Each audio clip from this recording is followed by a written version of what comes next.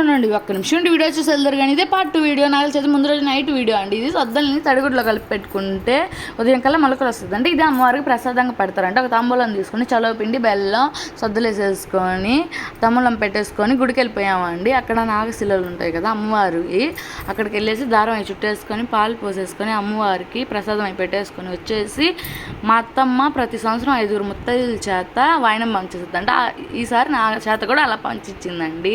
Bye bye. Video నచ్చితే like చేయండి.